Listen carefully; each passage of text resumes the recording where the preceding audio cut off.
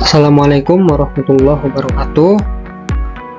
Perkenalkan, nama saya Muhammad Rifki dari UPBU kelas 3 Kamur. Pada kesempatan kali ini, saya akan memaparkan materi mengenai identifikasi dan deskripsi isu manajemen dan smart ASN. Ada beberapa isu manajemen ASN yang saya angkat pada pemaparan kali ini. Yang pertama, rotasi dan mutasi tidak sesuai kompetensi teknis.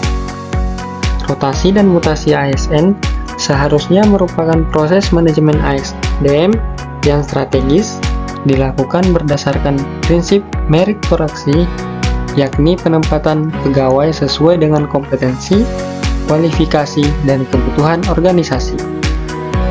Namun, dalam praktiknya, sering ditemukan kasus di mana ASN dipindahkan ke jabatan baru tanpa memperhatikan kompetensi teknis yang dimilikinya.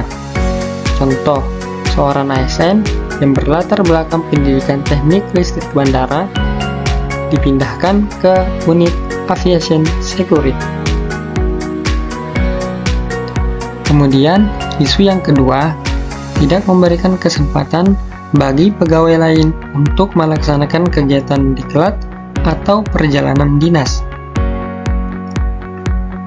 Dalam manajemen ASN yang ideal, setiap pegawai harus memiliki kesempatan yang adil dan proporsional untuk mengembangkan kompetensinya melalui pendidikan dan pelatihan, berpartisipasi dalam kegiatan kedinasan seperti rapat, workshop, forum nasional, kunjungan kerja, dan perjalanan dinas lainnya.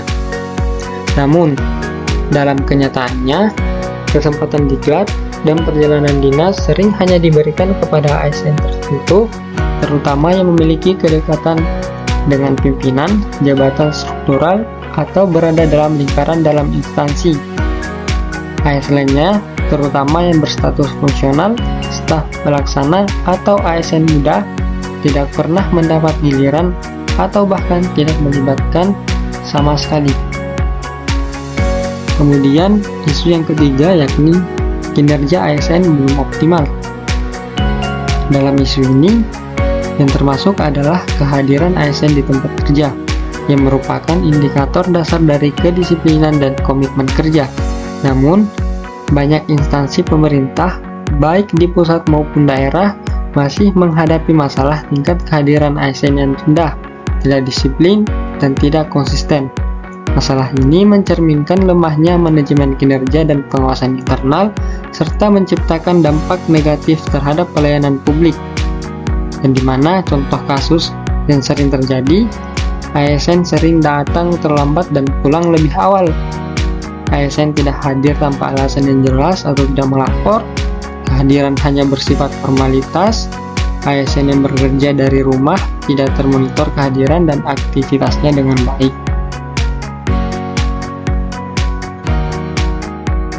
Isu Smart ASN. Belum adanya form untuk pengumpulan data inventarisasi yang efektif dan efisien, yang pengelolaan data yang lemah, serta kurangnya literasi digital ASN.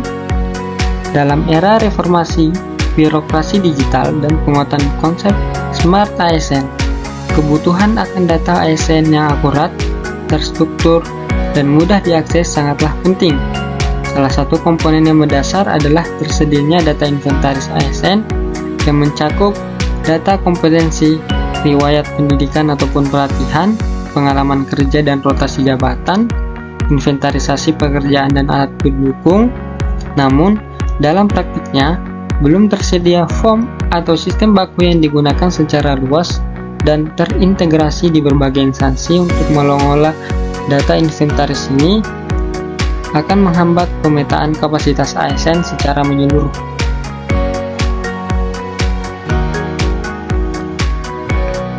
Yang dimana dampak dari isu-isu manajemen ASN dan isu-isu Smart ASN yakni tingginya potensi kesalahan teknis, stagnasi karir ASN, menghambat budaya kerja berbasis kinerja, yang dimana akan berdampak pada pelayanan publik, pegawai, ataupun ASN itu sendiri.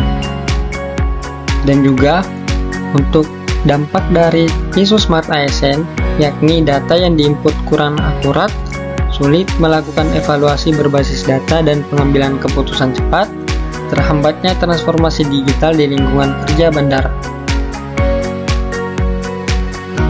Baik, sekian pemaparan kali ini. Terima kasih. Assalamualaikum warahmatullahi wabarakatuh.